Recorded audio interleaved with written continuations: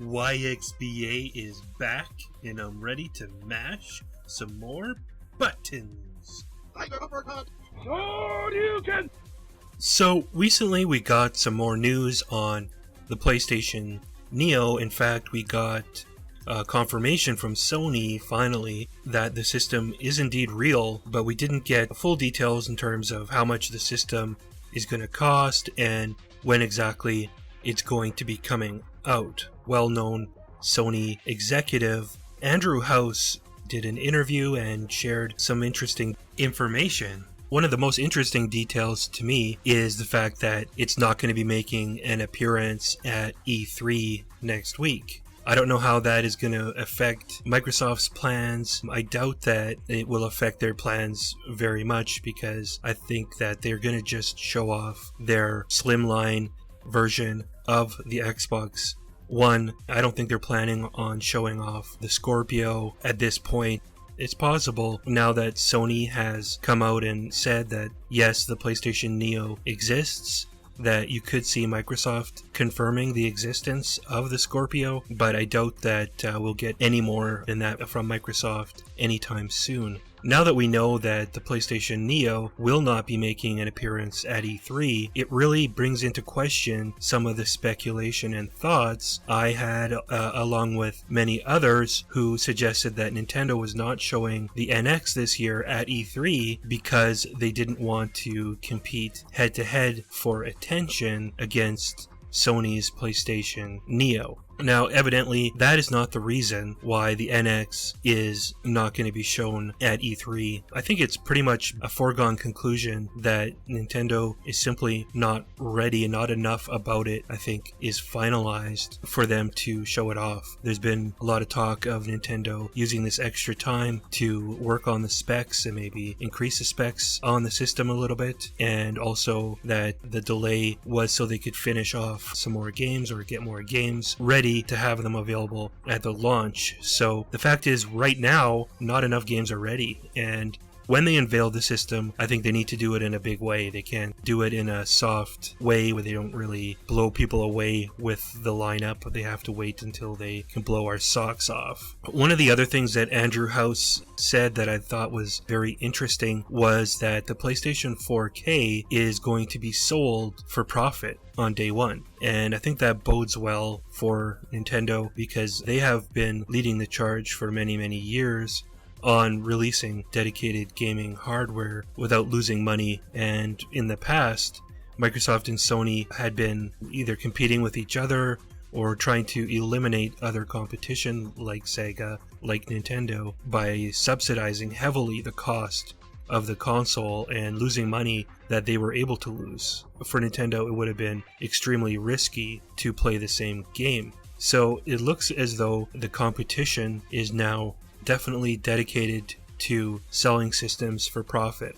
The PlayStation 4, when it came out, it was close to profit. Maybe they lost a little bit of money on it, but nothing like the $300 they were losing per PlayStation 3 when it came out. And I was a little bit concerned that maybe they wouldn't stick to their guns and continue with this business going forward, but that seems to not be the case. One of the things that I find interesting about all of this is I actually read the book The Blue Ocean Strategy back in the day that the Wii and the DS was based on from a marketing standpoint. And simply put, the strategy involved basically disrupting the marketplace, doing something innovative and different.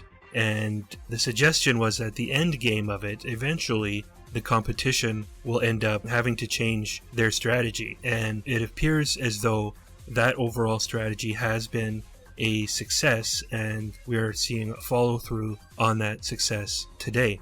Obviously, Nintendo has gone through some challenges with the Wii U, and that's the risk that you take when you try to make something innovative and you base everything almost solely on that innovation. It didn't work out. They should have made sure that they were also doing the other things right and not relied 100% on whether or not the innovative controller would be a hit.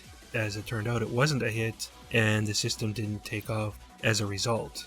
One of the other things that was interesting is that the PlayStation 4K is going to be sold alongside the original PlayStation for the duration of the console lifecycle. Okay, that's pretty big news because we weren't quite sure whether this was going to be an upgrade type of a thing like an iPhone where they're constantly getting rid of the old phone and bringing in a better phone.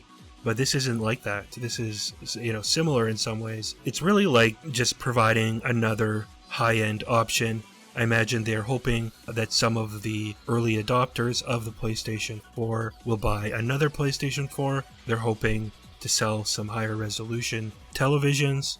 But I think going forward, the main draw for people to jump into a console on the later side of the generation, which is typically where they sell the most consoles, is going to be with a cheaper price point. So a lot of their sales are going to still be the PlayStation 4 original, and as they drop the price lower and lower, you seem to always be able to cater to a larger and larger audience with the price coming down. Andrew House did say also every game would come to the original PlayStation 4, and most, if not all, games would come to the high-end version. So that's caused quite a bit of confusion because we don't quite know whether he is suggesting that literally there will be games, like maybe some older games, that just simply won't work on the PlayStation 4K, or does he mean that some of the games won't have a PS4K version and they will let developers choose whether they want to put in the extra work or not,